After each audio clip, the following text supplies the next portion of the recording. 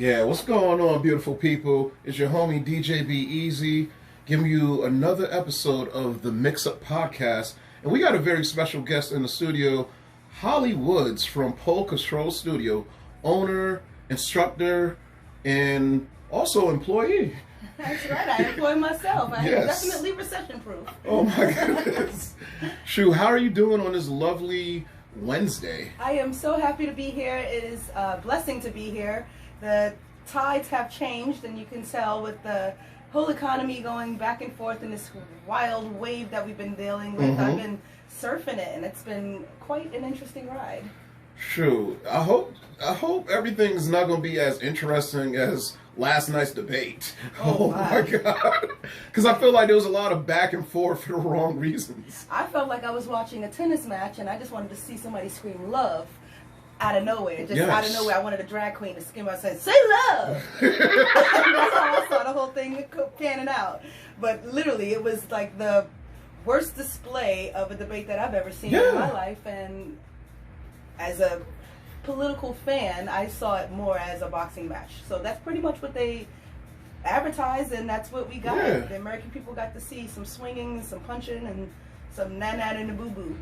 Basically, and for the simple fact that this is the first time I ever heard somebody say, at a presidential debate, shut up. Man. That was kind of like my favorite. I was like, shut up, man. And after he said that, I was watching around, marking around, shut up, man. And I'm not gonna lie, 45, a lot of people were gonna say this, 45 was winning until he was asked a certain question. Well, we all know what question he asked, and we definitely heard the answer, even though they kind of try to mute it down a little bit. Yeah. And it sounded like they are assembling as we speak, because it was very clear that he was like, all right, boys, y'all know what to do. It is really, really a tough time in the country, but this is why you got to keep your eyes open and be more involved in what's going on in your own neighborhood and put your foot down. Exactly. And definitely, like, guys, vote. Vote. Alright, so we're going to jump straight into the questions. The first. Throw them at me, baby. Yeah. So, what was your inspiration or your idea to create the dance studio, and what were some of the challenges of being, an instructor, and some of the rewards of being an instructor?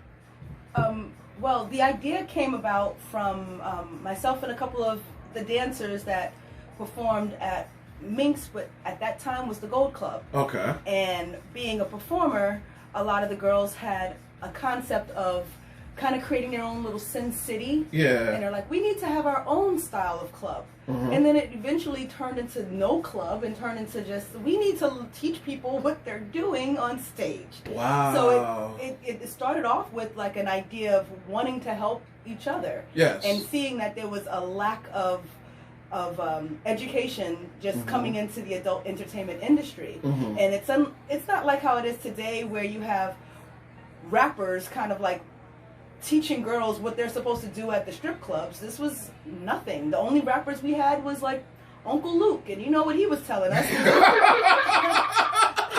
Pop that doodle brown. Right. I want to rock.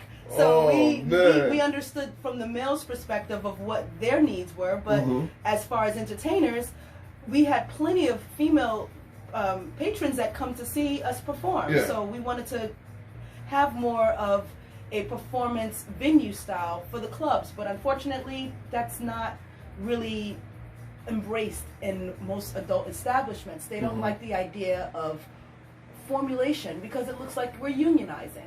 And if they find out that we know what unionizing are, we gotta get fired. But technically, don't dancers have a union already? Yeah? No. So what do they have? I felt like they have something, or they don't. No. Or that was a lie or a myth I heard. Well, there might be in other states because the further south that you go, the more the adult entertainment industries are embraced as a form of modern just entertainment. Okay. They're treated like establishments. You visit, you actually have a dress code. Wow. There's not like how it is here where you're getting pat down. There's a doorman, there's a person in the bathroom. They're treating you like a gentleman. And so they expect people who come in to have that same mentality when they're coming to experience it. But unfortunately, like, even on a Sunday after church, you can go into a strip club in the South and it just be a normal enjoying your day. Yeah. Here it's very taboo. So even starting the studio here, I had to really overcome a lot of the community's idea of what an adult establishment was and what they thought we were, because unfortunately, being an adult entertainer, you're not really considered a tax-paying American. Even though we do pay taxes, even though we do have ways that we are accountable for everything like a small business would be. Like a 1099. Well, that's exactly what we are. We're independent contractors. And as independents, we do have to claim the things that we're spending and be able to make back from our earnings, so then at the end of the year, we can kind of see some ROI. But unfortunately, a lot of clubs don't like that idea. Their idea of employing girls are mostly just for the sake of maybe getting their friends freebies or giving some sort of hookup under the scene. You know, behind the scenes. There's always some shade behind every scene. But the scene has always been considered openly shady. Where you have women like Cardi B just expressing how she drugged people in order to make money because she didn't have the common sense to just ask them for it. So a lot of times girls don't know how to approach people in the clubs, period, to know how to make the sale for what they're doing. So that's what our real goal was to teach the girls. And then a lot of the girls weren't receptive to the idea of learning. Because then that meant someone had to give them additional training for something that they thought that they'd already knew.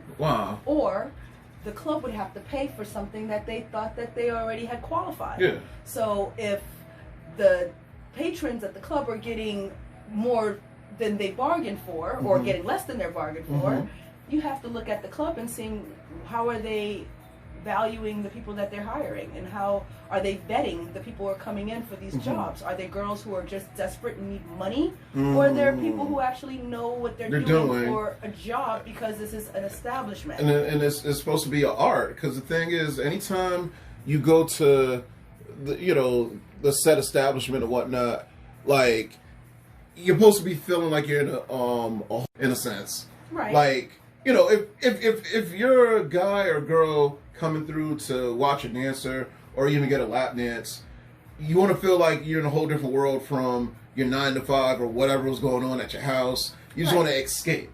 Exactly. You know? Exactly. So even having that escapism in the guise of adult entertainment could be very detrimental psychologically, I should say, because if there's a woman who's unprepared to be a therapist to a man who's had a long week, or to a CEO who had to fire some of his best employees, or whatever the situation would be, if a woman or any entertainer does not know how to handle the form of entertainment that she's offering, then you're going to have this lack.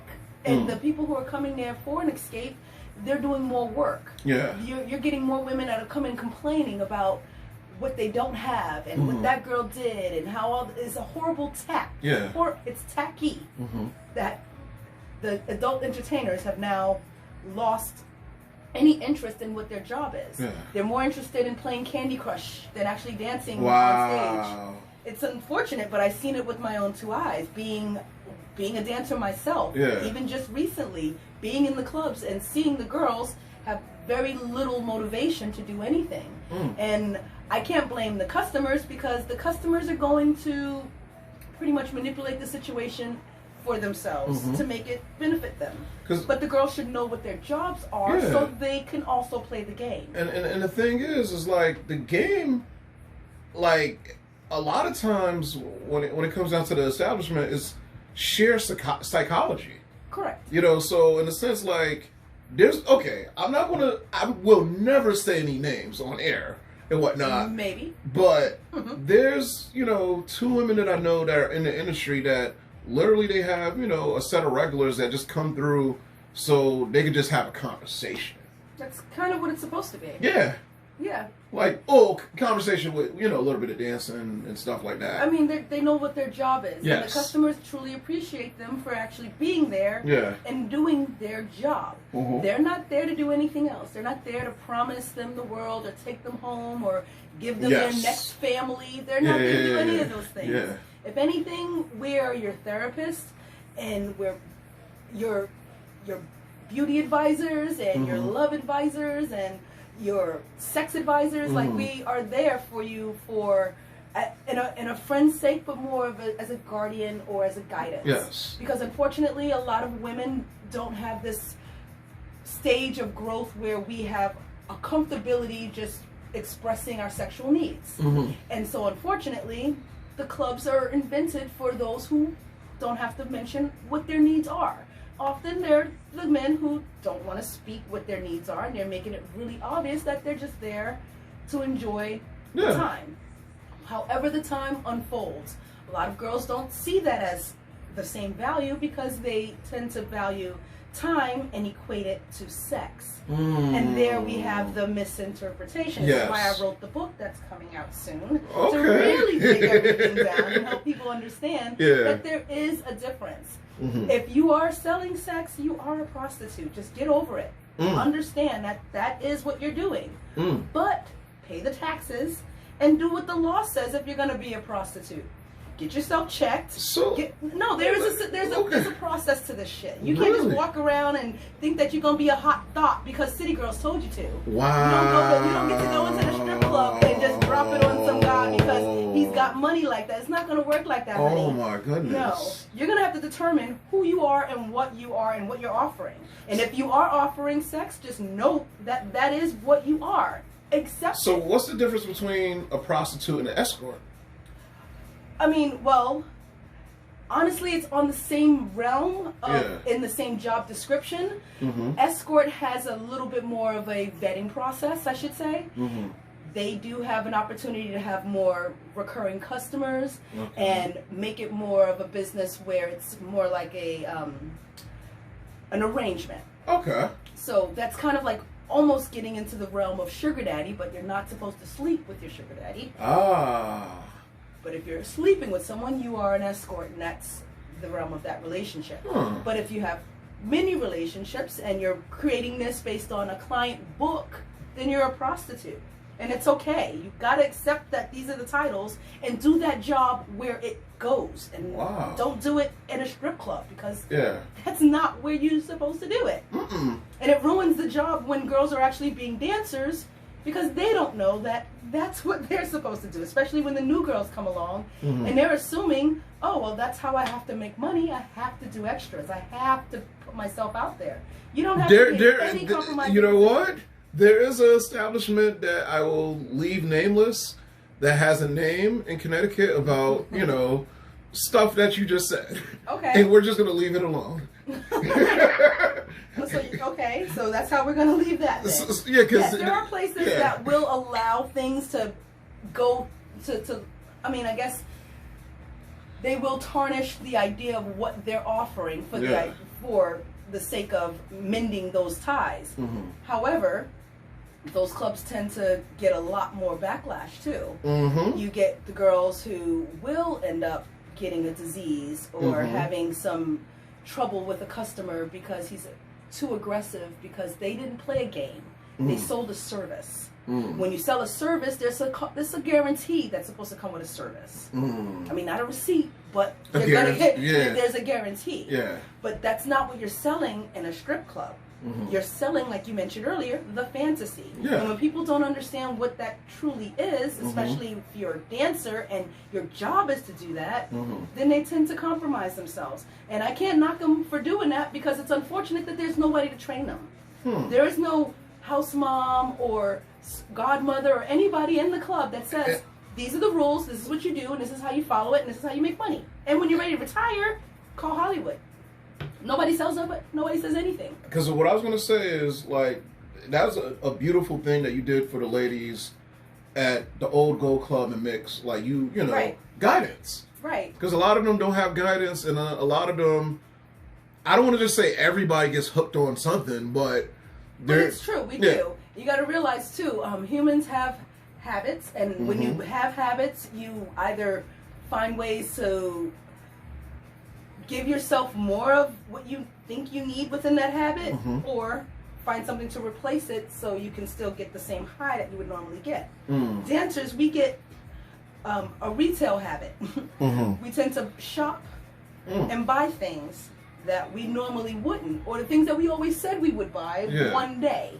But we do it at a faster pace.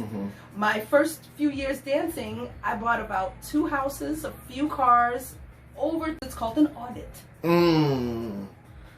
Yes. The audit. The audit. You also need to know how to make your money work for you. So if you are spending money on high quality goods, how do you value that for the sake of being a collector? Me having all of these high-end shoes, and if they were unworn, meant that I actually had a collection, and the value would have been higher. But me wearing them around and doing lap dances in $1,300 shoes is considered kind of a waste at the moment. And mostly I did it, well, those were on sale. But I mostly did things like that for the sake of the girls, because we do that to impress each other. Like buying the Jaguar, that wasn't for guys, that was to impress the girls. And so when I'm hanging out with my girls, they're riding in my fly car, and nobody has to worry about bills, and nobody has to worry about eating, and nobody has to worry about spending money on vacations, because we all doing it. That's if we're all dancers. However, that also comes with, we all have psychological issues that might clash with each other too. If we go on vacation and nobody can come home and pay their rent because we spent all this money on fur coats in Miami. Why? Things like that. So certain things, habits as you mentioned, and things that tend to call you like retail therapy, which we tended to kind of use as our own sense of comfort, could be a detriment, because now you have a habit that you can't afford. And you got to find a balance. Anytime I tell a dancer, if they're interested in going into the adult entertainment industry, I ask them, well, what kind of person are you? A morning person or a night person? And I first get that out the way, because I want them to know that there are different jobs that you can do in these clubs, that you don't have to necessarily compromise yourself at all. You can very well work in the club by being a bartender. One of my favorite people I know, her name is Christina. She's an amazing bartender. I've never seen her naked. Have I imagined her naked? Every chance I got. But she is an amazing person, and it makes you want to have her service, because you know she's offering you amazing service that's clean and good and fun. And every time I'm there, no matter who I'm with, I could hang out with an old customer, and we're spending our money on her, and it is what it is. Now, if there was a dancer that could give me a sense, if I could find one, other than Sweet Kiki, everybody loves Kiki, other than the sweetest woman in the world, then maybe I would find that I would. It's like funny that you brought up Kiki's name, because Kiki. This is what I'm going to say about Kiki, and knowing her for all these years. She has the ability to just make any guy or gal just shake up a little bit. She's an energy shifter. Yes. I've already said this about her. She comes in, her smile, everything about her. You know, she's been many years in this game, so she knows what she's selling. And she knows who's buying it. And the sad thing about it is a lot of girls tend to kind of push back from the idea, like, she's older, what does she know? Listen here. A lot. This is what I'm going to tell you real quick.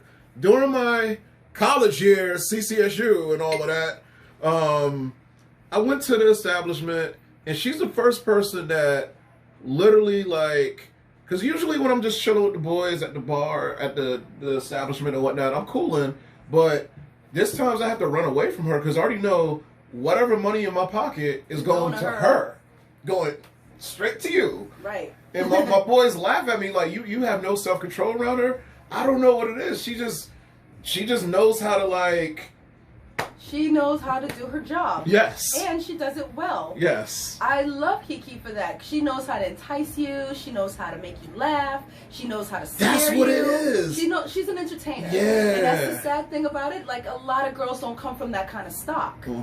that is pure entertainment stock. Yes. It has value. If all clubs had a Kiki, then we would be in a whole different place right now. But this is why we're having this conversation. This is the reason why I had to write this book. Yes. Because even in the last 6 years, I've seen a huge decline over just moral behavior with the girls. Like, this is a customer. You just met him.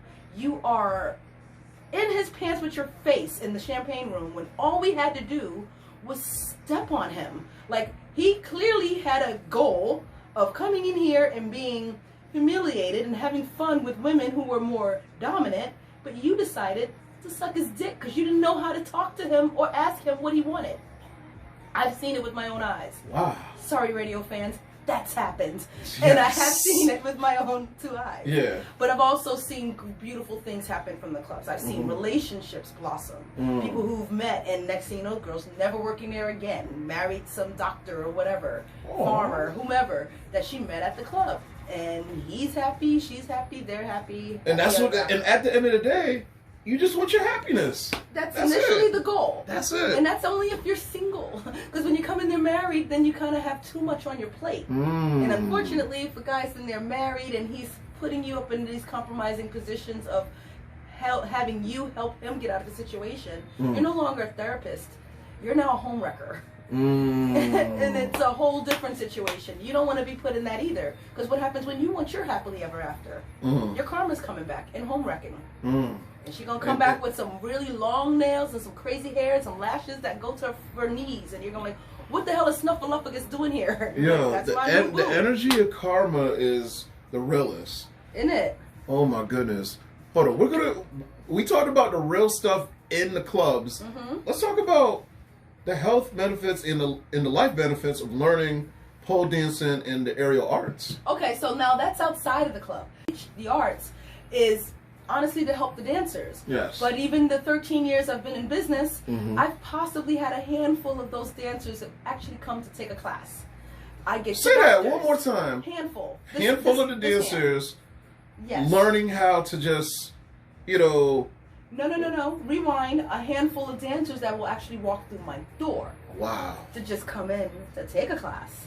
Even the dancers that have come, life as a dancer doesn't allow for much scheduling or anything that's a little bit more normal based, unless you know if you're a morning or a nighttime person. So then you can determine how you're making your money. Are you going to make it when the banks close or when they're open? You're going to have to now determine what your worth is totally in a different way.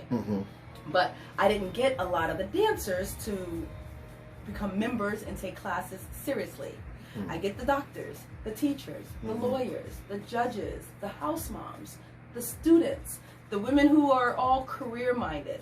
Honestly, none of them are interested at all becoming an exotic entertainer. However, they all want to be strong. Yes. They want to be fearless. Yes. And they want to find confidence in a sport that they wouldn't normally do, because at a certain age, women kind of like push away from the idea of much physical activity, especially if we're growing through our developmental stages as women, where we're, body starts to settle, we start to think, oh, maybe it's time to have children or whatever. These biological clocks starts kicking. Yes. We don't think, let's go form a soccer team. Women don't do that often. Not very many straight women that I know. Let's put it that way. However, being a part of a team or being a part of any type of sports style activity gives them a skill like a ninja. So now the element of surprise. The element, exactly. So when they do get that big ring or whatever they decide in their lives, and they're ready for these next stages and these developmental stages that bring them to the next part of their lives, they have amazing skills to bring to the table. Their husbands, if they ever don't want them to go to a strip club, they could very much put a pole in their own bedroom and make it about themselves. And literally get that money right back. I mean, you're going to spend it at Marshall's, you might as well make it, honey. Make it from the money. Oh my goodness. But the great thing that I love about relationships that kind of build off on that is because women go into the relationship of expecting to wow and bring something to the table that is always seductive.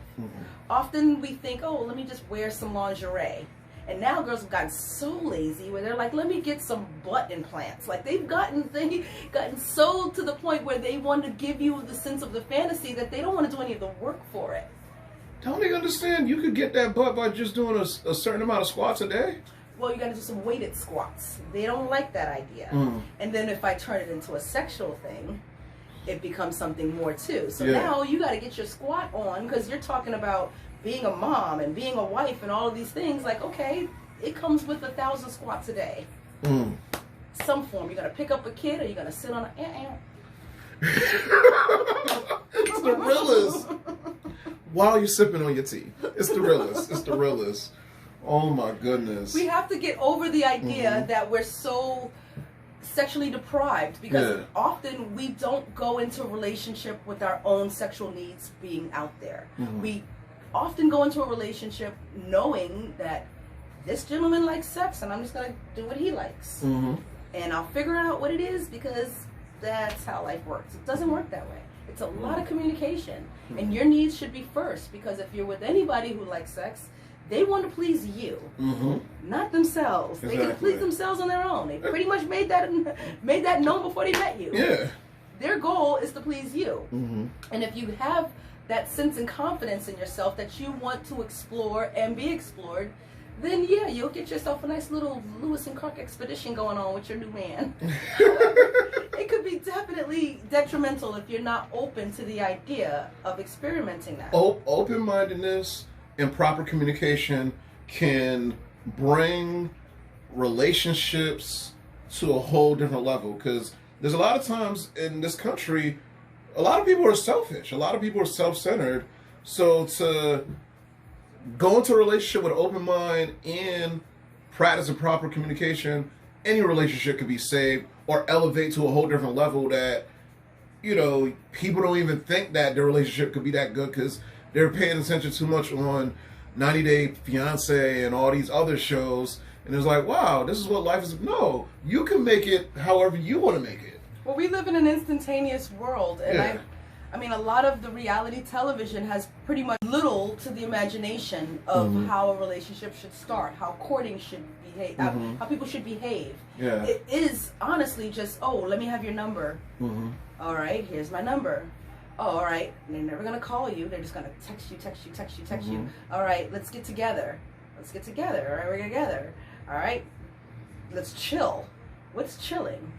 We know what chilling is, but there's no more. Can I? Okay, I gotta shout out my homegirl Shay. She got some book called "The Devil Wears Nikes," and she was putting something on Facebook that dudes don't even want to date no more. They want to go to your house first before you start dating. But I'm old school, like, you know. Well, I mean, girls haven't made it that hard either. They don't take a phone call. Yeah. You gotta get his voice on the phone. Yeah. Let him hear your mama yelling in the background. Let him know it's real. Yeah. So he has an opportunity to get to know the real you rather than your representative that you're showing on your Facebook right now. Because your Facebook picture profile, your profile picture is showing you from here up. Yeah. And then you looking all like this. Yeah. But then at home you're really like this. Yeah. Like, he's got to get to know who you are. Facts. And then you don't want him to know who you are. You'd rather have sex with him to a submission, and then that way you'll just have a boyfriend. So they're skipping the steps of getting to know anybody, and they're getting to know them during the relationship, which is why this rise for these really domestic violent relationships are happening, because nobody's having communication at all. Yeah. I feel it. I mean, I see it all the time. I think it's extremely sad. And a lot of students that come to my classes, they are these women who have more demands. And the demands not necessarily have to be sexual. It's about them being spoken to properly and courted properly and treated at work properly and being a good daughter and being a good sister. It's like their idea is putting themselves first, where we often put everyone else, they put everybody's needs first. Your kids, your husbands, everybody comes first. Meanwhile, you're saying, I need to lose this, and you're grabbing on your love handles and like, this is what I need to get rid of. But nothing is happening. You're still sitting there complaining and doing for others. So these women that come to my classes, they got off their ass. They got annoyed with the thoughts that are in their heads of what they can't do, and they got off their ass and said, you know what, I can do, and I'm gonna do it, and I'm gonna do it hard, and I'm gonna do it for a few years so I can get really good. Yes. And now there's a potential and opportunity for them to compete, do shows, recitals at the studio, just make their own film, call it a day, just have fun. This is you. This is your life. Gotta go live it, girl. And I got one last question to ask you, Sure. and this has been an awesome podcast. We talked a little bit about the biggest fears of the students to overcome, and then also talk about the process preparation of putting together dance shows and burlesque shows. Oh yeah. So I've realized that when I opened a studio, it was not a club for wayward dancers. It became a school for higher education of the adult arts and the sensual arts. Everything that comes with dancing, everything that comes with performance, everything that comes with a comedy show, anything that comes from just being the center of attention. How do you portray that to an audience? So we began doing recitals and having shows at the studio. I created a theater inside the studio so we can have our own little theater performance. And I actually saw the new studio, and it looks amazing inside. Thank you. Thank you. It's still a work in progress because I'm still raising money for additional items and making sure everything works well within the state guidelines of keeping the studio open. However, wanting to bring people in so they can see the studio, giving them open houses, an opportunity to see a show or whatever. We want our community to be open to the idea of the aerial arts and pole dancing as a form of entertainment that they could see weekly. So we started doing burlesque shows. Burlesque shows are definitely all over the place because it's your own interpretation. It could be funny, it could be sexy, it could be serious, it could be political, it just can't be racist. It could be anything that you would like to portray and showcase and mock or not, or just make a point of. It's really about being a performer of now times and knowing how to portray a performance piece. And so a lot of the troupe members, they don't come from the traditional burlesque background. They may have a few years of experience in dancing or maybe stand up in comedy. We have, you know, a lot of variety style acts within the burlesque show. So the beauty and the art form of the seductive arts of what we teach at the studio, but we embrace that in every form. We embrace that in belly dancing. We embrace that in break dancing. We embrace that in every form of dance because we really want the community to see that we're just as well like them in a sport and in a dance that has an interpretation. Would you even do tap dancing? Not with the floors I have now, but absolutely. When I get new floors, I'm down for doing a couple of taps. Because I know two amazing tap dancers, so gotta share that with you. Yeah, absolutely. You know? I'm looking right now for a couple of, well, maybe just one. I'm looking for a break dancer or just a dancer to teach the thriller dance. I know it's real simple, but I just want them to have a teacher to teach them that and get into the Halloween spirit of trying something new and different and kind of playing off something familiar because that's what I do. I try to bring in things that are familiar. Like I'll have classes that are for 250-pound women only and above. I see the 170-pound women like, what about us? I'm like, get fatter or go away. This is the deal. This is a specific class. And the thing is, the BBWs, like, to be honest with you, they've been took over the world. But now it's commercial. Well, now it's giving them an opportunity to have a real platform. I truly think artists like Missy and Lizzo for really embracing their selves. Missy a little bit less because she's never been as open vocal about her sexuality other than in her rhymes. Like she'll tell you what she does to people, but she doesn't do it half naked. I like the idea that Lizzo would do it with full cleavage and still stare you in your eyes because I love the idea of a curvy body telling you that I am normal and sexy too. And that's why I have those classes specifically, so that is the narrative throughout the whole class. The whole atmosphere has to be about that type of beauty and why we're embracing that. And we're not here to get you to be skinny or climb the pole and get skinnier to do it. You could do it very well at your own weight. You just got to get you stronger. That's it. The leg strength, the arm strength, it's all core. We're building bodies here. And we're not changing your body. Your body does change. You will, absolutely, you will gain muscle, you will lose weight. It happens. We're a gym. It just so happens to happen. But that's never our goal. Our goal is to teach you a skill. And now you're learning this skill, and you can take the skill and do anything you want with it. Once you're able to climb a pole, that means you're able to hold your body weight. You're holding your own body weight. That's core. That is. That's like, technically, that's stuff at boot camp. Like, you gotta, you know. I mean, even in gym, we weren't taught how to climb the rope that they give you in part of this test. Here at Pole Control Studios, I teach you how to climb it. So now you'll know. So if you ever test it again, you know that there's a technique to climbing it, not just, oh, I need to pull myself up the rope. Is your legs, your arm, it's just boom, boom, boom, all of that. They do that in military too. I told you I spent 3 years in ROTC. So I've got some military experience under my belt.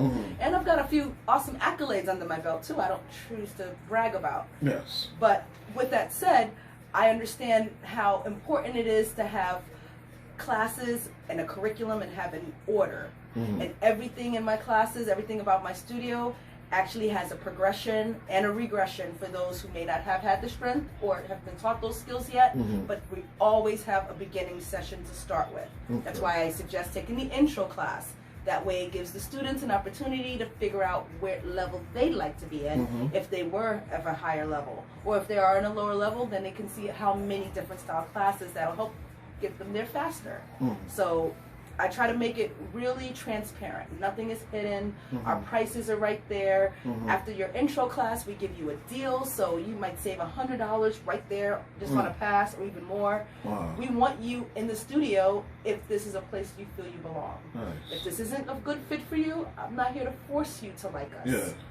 I'm here to introduce you to the idea. Because the energy is better when people want to be there. When they want to be there is an amazing thing. Let everybody know all your social media information. Well, you can hit us up and find everything at polecontrolstudios.com or at Pole Control Studios. It's one full word. If you're looking for me specifically, I'm Hollywood's Pole World. You can find me on every platform as well, including LinkedIn under those same names. So I hope to see you soon. Oh my goodness, this was another great podcast interview. Definitely follow Hollywood's and Pole Control Studio. And if you're interested in the classes, definitely, contact her, message her, call her, and she'll put you in the right place that, where you need to be at. Right. So with that being said, peace and blessings. We'll be back next time, y'all. After we're going to eat this banana. Oh my goodness. It's the Mix Up Podcast. Peace and blessings. Love you guys.